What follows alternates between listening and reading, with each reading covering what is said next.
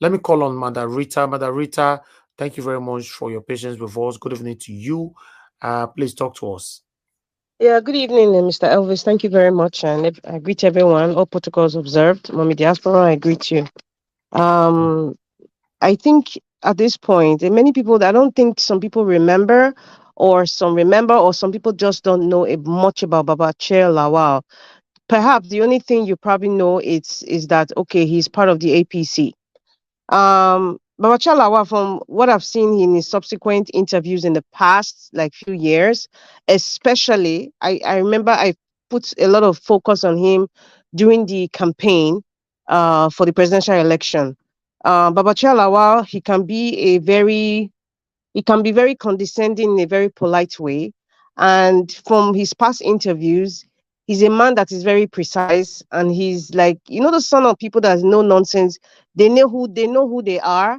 Exactly. They know they are influential, and then they are very simple in their disposition, but they say it the way it is to the best of their ability, and they And make he no have always apology. displayed that. He have always Yes, displayed. yeah, and Babache, he makes no apologies for it. Even if you call him today, he will laugh and tell you his mind and repeat exactly what he said, and sometimes expatiate on it. He's a man from Adamawa State. From a man from Adamawa State, he's a Christian from Adamawa State.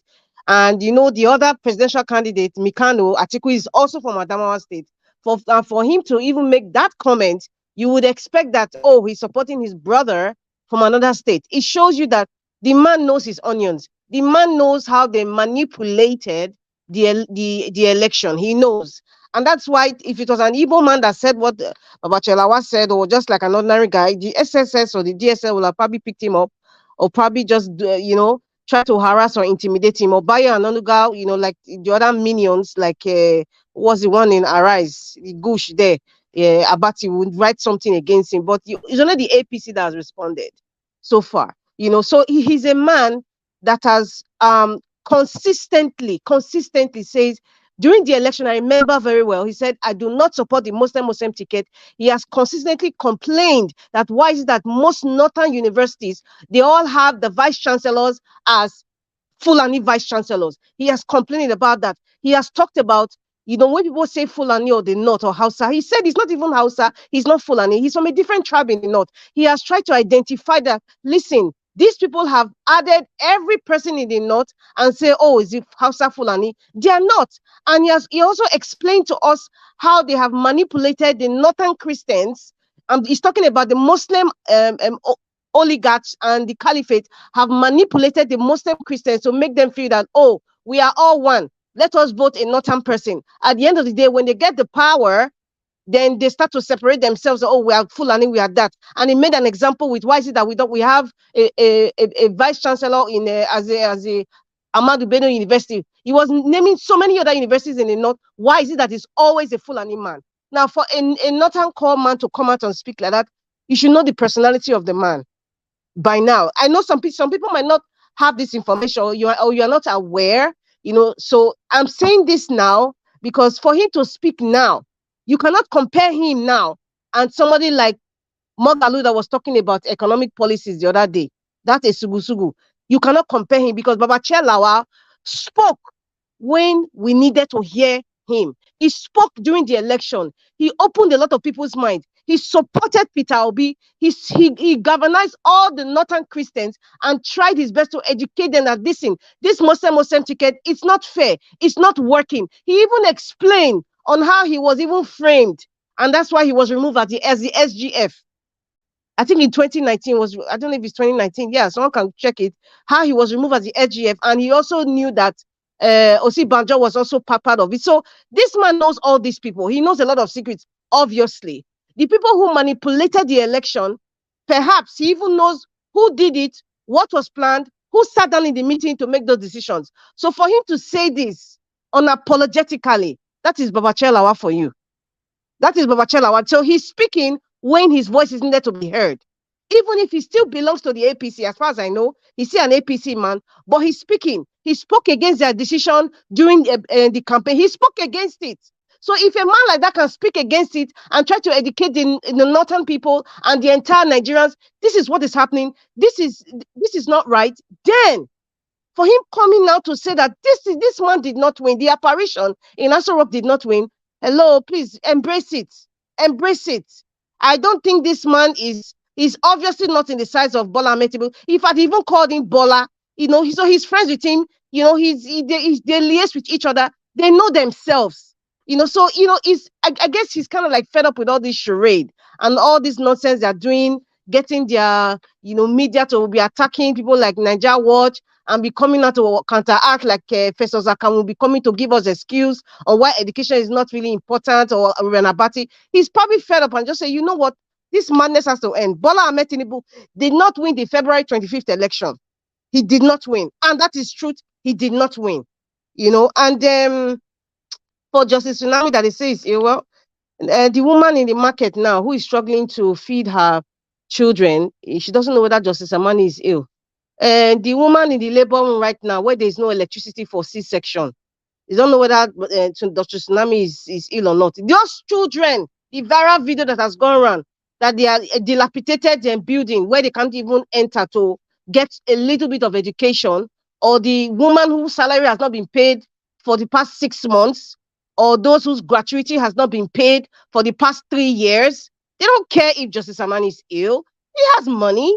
If he can go and meet Agbado now that he favored the electoral tribunal result, he favored him, so he can meet him, maybe he can pay his medical bills, or allegedly the money that was given to them, he can take care of himself.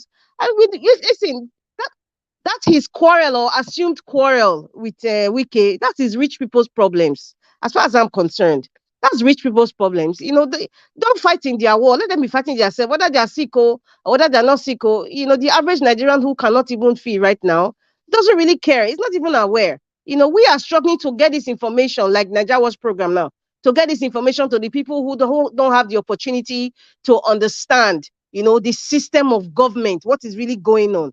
So, that's really not my business. He can take care of himself. He's an adult, his children or whomever, his boss, Bola Ahmed Tinubu, can help him, to do the needful, to get what he needs. And, for the Labour Party people, about this $160 million car, by the National Assembly, I'm talking about the Federal House of Rep and the senators. It's a matter that, it's quite annoying. But like I said before, previously in this program, there's an understanding that people need to know. If you want to contact Toyota now, they'll probably not give you the information of the person who purchased those, the company who purchased those cars on behalf of the Nigerian government. They'll probably not give you that information. And even if you try to, maybe perhaps, we are in the social media age or in the technology age, perhaps you can find out the company that purchased these vehicles for the National Assembly members. And then you now go to the CEO or the chairman of that company that purchased these vehicles and say, how did you get the contract? Was it a live contract you got? Have you been in the government? The National Assembly, subsequent National Assemblies have been coming. Have you been the one purchasing all these vehicles?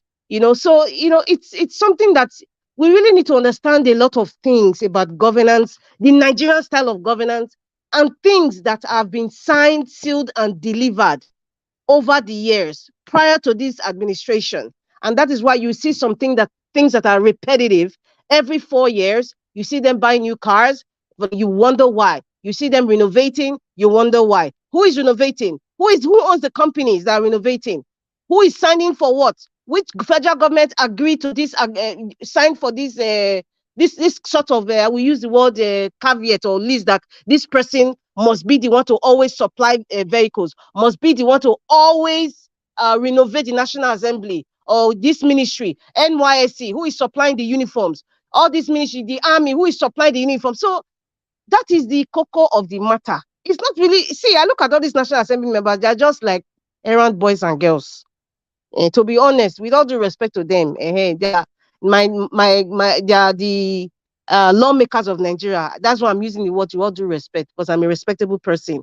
But however, they have no say in a lot of the scheme of things in Nigeria, and that is the truth. And we have to come to the reality of it. And the only solution to that is to have a brave president like Peter the Rock Obi, a brave man to come out and remove all those things that have been signed for the past 50 years or 30 years or 20 years. Remove everything and start on a clean slate. That's the only way. Because the next administration that will come, there are some things that have been signed. There are some corporations that take care of all these things. Nobody questions, nobody asks. Even if a Labour Party person comes out, I mean, Aisha Yusuf, you're supposed to know. Maybe people are just being careful what they say, or they're just trying to be, I don't have any proof, let me not just put the word out. But really and truly, the question should be asked, like, who are the oligarchs supplying these vehicles? Let's start digging. Let everybody be an investigative journalist and start digging, because anybody that comes up right now in the National Assembly to say we shouldn't purchase this car, whether you like the car or you don't like the car, whether you pass a bill, that bill will go to voicemail. You probably go to the trash. Maybe somebody will say tuwo or suya with that bill. It will be thrown to the trash because it is bigger than even the National Assembly member. It's just the way Nigeria is designed. Ruben Abati coming to say that, giving us news. We all know that Ruben Abati is kind of working for Bayo and Onuga, sort of, as a spokesperson. Maybe you are giving him small gunje, some brown envelope, as they say, brown envelope for journalists in Nigeria. He's probably getting there. So he's kind of putting them in a social media as if it's a news, but he's kind of telling us, not informing us. He's telling us this is the situation. The Adekunle, the apparition that calls himself Adekunle Tinubu in Aso Rock is going to improve our GDP to $1 trillion in 8 years. And so they have kind of already designed who and who will be in Aso Rock, who will be head of institutions for the next 8 years. But they like using one of his boys. After all, Smarter Deyemi said it on national TV. He said, Ruben Abati, you are one of Tinubu's boys now, just like me. That's what former Senator Smarter Deyemi of Kogi State said on TV. And Ruben Abati did not argue with him. Ruben Abati was smiling sheepishly. He didn't say anything. He looked embarrassed because Smarter Deyemi was saying the facts. He was saying the truth. Most of them are the boys of the man at Bodilon.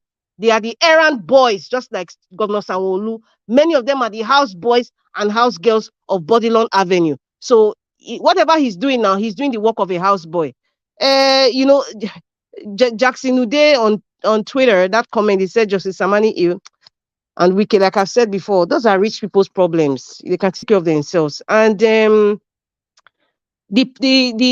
finally, I think you were reading a tweet from the obedient grassroots saying that, I don't know if the obedient grassroots, I can't remember Mr. Elvis, but about they're going to have like an empowerment of situation room, in Paraventure, the FBI files come up.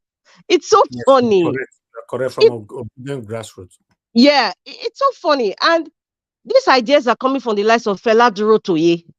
I told you people, that is one of the reasons he was employed to be one of their slaves. Fela Durotoye is championing this. In fact, the main oga of the team, of those people is Bayo Onuga. And so Fela Durotoye now is sitting down and giving them ideas. Let us have a situation room. Let us have social media rats that think they can infiltrate Mr. NAIJA war system and many other systems, are coming up. Thank God that they don't own Wi-Fi. They don't own YouTube. They don't own any, Nigerian government don't own any of these social media platforms, right? So that's why Mr. NAIJA war, I think this is my advice. Henceforth, anytime you come on air, going forward, you can just put in your link. Let's just join it. So even if they interrupt, every one of us will continue talking. We'll continue saying the stories out there. So while you are trying to fix things, we are still talking. So there's no pause. Listen, if you are out there, if you're one of those rug rats thinking that you can interrupt Mr. NAIJA, you are joking. You are living in la la land, because it's not going to work. It is not going to work. I'm still speaking. Everybody has a social media platform. The information is still going to be out there. So there's nothing you would do. You cannot intimidate. In fact, you are in the wrong channel to even intimidate us. We are thick-skinned. We are thick-skinned. We cannot be bribed. We are going to keep speaking. We are going to keep speaking. And when you see someone like Fela Durotoye, all these rugrats and wolves in sheep's clothing come out, like Dele Farotimi said, thank God for Adekunle Tinubu, because he has succeeded in exposing all these rugrats that you thought were human beings before, or you thought that they were motivational speakers. People like Kumuyi, Bakare, Fela Durotoye, who else again? You thought they were human beings. Professor of Rice and Beans, hey, that's the one that he championed, Wole Soyinka, Professor of Rice and Beans. You thought they were human beings, but he has succeeded in unclothing them, and we're actually seeing their true colors and their true skin and their true identity. Imagine someone like Fela Durotoye now. You are in a church now. I think it's a different church. You're in a church and you preach this, you preach that. Isn't it disgraceful? Somehow I really feel sorry for all these people supporting these guys, because it's kind of disgraceful that you want to stand on the pillar of truth and justice and equity, and that you are supporting somebody who is a certificate forger, an identity theft, somebody who's let me use a Kenneth Okonkwo, a drug baron. You stand on that podium and you support such a person. Fela Durotoye, you're a disgrace to your family. You are a disgrace. And, to get your dignity back, the little one that's left, you should perhaps just resign. Peter the Rock Obi is not an ordinary guy.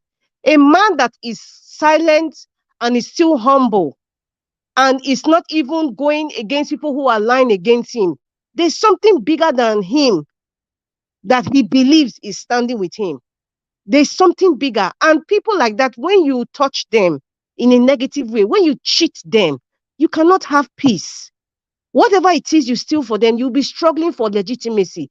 You'll be struggling for authenticity. You'll be struggling for acceptance. You'll be struggling for love. You'll be struggling for people to look at you. You'll be struggling for people to acknowledge you. You will continue to struggle and struggle and struggle, and you will never get it, because you stole something for somebody like Peter the Rock Obi. You stole something that was given to the heads and the blood and sweat of Nigerians who wanted this man. So those people who were crying, those people who were intimidated and taken down during the election, it's their spirit that is crying. And that's why you can never be free. Nigeria cannot be free.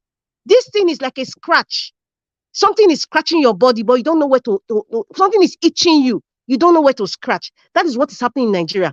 And you see people like Dele Momodu coming out to speak, who is in the opposition, PDP, and it is someone like Babachir coming out, who is in the opposition, who is even in the same state as one of the candidates, a northerner coming out to speak. There are many more that will come out. A lot of them have been quiet. A time is going to come. Someone like Obasanjo, even if I'm not really on his side per se, because he's part of one of the problems we have in Nigeria today. However, his role during the elections, that is what I would say, the voices that needed to be heard at that time came out. He spoke. So if he's coming out to speak now, some of these men they are quiet. They've been quiet for a long time. They are waiting for a certain time to speak. And when they speak, I will look back at how they were during the election. That is how, for me personally, I will validate, okay, this man is coming to speak. And that's why I'm validating what Babachir is saying, because I know the role he played during the campaign. I don't know if you guys understand what I'm saying. So that's all I'll have to say for now. So all the situation rooms, in fact, they can have CNN situation room. CNN is not bigger than the obedience of the majority of Nigerians, home and abroad. They can have BBC situation room. They can have Fela Durotoye situation room. They can have Bayo Onanuga situation room, Dele Alake situation room, Professor Sakamu situation room, Professor of Rice and Beans situation room, Remi Tinubu situation room. In fact, they can even have all the so-called Nollywood actresses and actors situation room that are supporting them, or MC Oluomo situation room. They will never have peace until they give back what Nigeria deserves, what Nigerians voted for, and that is Peter the Rock Obi, my president. Thank you. Thank you very much, Madam Rita, for your wonderful submission. Thank you so much. I appreciate you. Thank you.